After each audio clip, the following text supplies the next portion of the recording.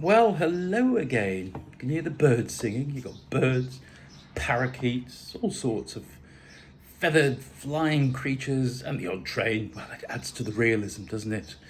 So it's a nice overcast sunny day today. I've been bitten to bugger by the mozzies, but I'm not giving in.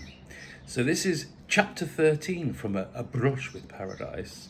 And I just love the title of this. Walk on water, fly like a dead duck. I ran upstairs and grabbed my swimming trunks and my art bag. Then I took a leisurely walk down to the sea. There were plenty of places to swim, and the sea looked most inviting. She was a beautiful greenish blue and beckoned for me to swim. I strolled along the beach till I came to a cove with palms that surrounded the amphitheatre, which was huge from weathered coral. The sand had a pinkish hue which was formed by millions on the inside of shells, battered and crushed in time by the tides.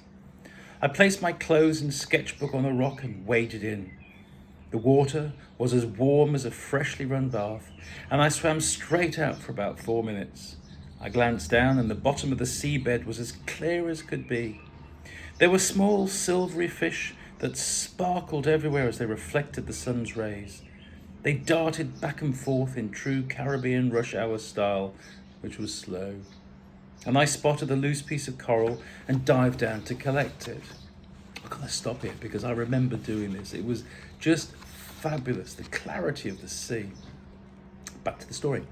After a while, I turned back and began to leisurely backstroke towards the beach. Along the way, I flipped over and paddled water. Then I spotted someone on the edge of the outcrop. It was a chap in a pair of bright red shorts. He waved at me, so I waved back. Most of the islanders were so friendly to me. As I came closer to the beach, I heard him say something, but I couldn't quite make it out. He waved more furiously, and then I heard the word, shark. Okay, so that was not the time to panic. Really? I suddenly had the power to walk on water and swam hell for leather, and then splashed my way to the water's edge. I heard my heart pound through my ears. The chap ran up to me and shouted in my face, "What you doing swimming along, you mad or summit?" Bad accent, sorry. "That shark could have easily ripped your skin right off. Never swim alone." "I hear you, thank you. What sort of shark was it?" I tried to sound cool and calm. I failed, and then shook his hand. He looked at me. "It's a shark, man. Me thinks you a tourist. Not many tourists here in this cove. What you doing?" "I'm staying further along with friends," I said, as I thought better of mentioning the mansion. "I'm on an artist working break." Now that sounded good. "Okay then, my cousin here has rum shop not far from here. You come with me and we have some rum and celebrate you're not dead." "Sounds good to me," I replied, with the train going on in the background. "No more swim by yourself, you hear?" "No more, I promise. Consider it done. Do take me to your cousin's rum shop." So we walked along the water's edge until we reached a wooden shack. It was emblazoned with the words "Billy Boys" in red, green, black and yellow. I assume the chap who owned the joint was called Billy. There were several painted wooden barrels with old tall steel stools strewn around the place. Outside the shack sat 4 semi-naked chaps, each with a drink in hand, and they were chatting away.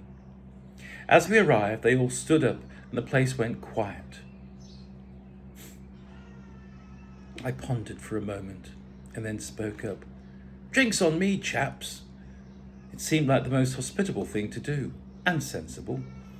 The chatting resumed. Billy produced a bottle of golden rum and placed it on one of the barrels. Then he went inside and came out again with 6 glasses. He poured out large measures of the golden liquid and we all clinked glasses. Then another round, followed by another. "He think he Jesus Christ, 'cause him near walked on water when shark chased his ass." They all laughed at me, and I thought it was supposed to be a secret. I took a bow. "Oh well, I survived, and ain't that lucky really, 'cause you've run out of rum. Billy, let's have another bottle of your finest." That rum sure had a kick. Well, more of a sneak up, squeeze and cuddle. Somewhat comforting, but ultimately very dangerous. Billy Boy decided that we were all hungry, and behind the shack he had set up an old oil drum and conjured up some magic. The jerk chicken sizzled and smoked away. It suddenly smelt mouth-wateringly good. He lifted the lid and looked pleased. "Dis I'm ready." He placed enough chicken for an army on a large oval, slightly battered server and placed it on one of the wooden barrels. He gestured to me. "Tuck in, you look hungry."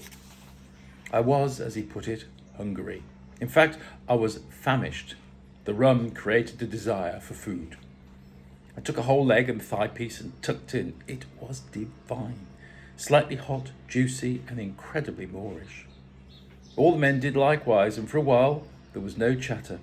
Everyone just ate. Then from nowhere, Billy Boy produced a large tray of macaroni cheese and a giant bowl of coleslaw. He put out some paper plates and the feast continued. "You ever pick coconut out of tree?" said one of the younger looking chaps. I had to admit that it was near impossible to guess the age of the islanders. They all looked so young. I mean, even the men with greyish beards. Well, this chip looked about mid-20s. He continued, "Come on, me show you how." The rest of the laid-back, rum and fodder-filled gang encouraged me on. The truth was out, due to the fact that I'd never climbed a coconut palm tree before. For my recollections, there were certainly none to climb in Kew Gardens or at the Eden Project. To be continued in the next video.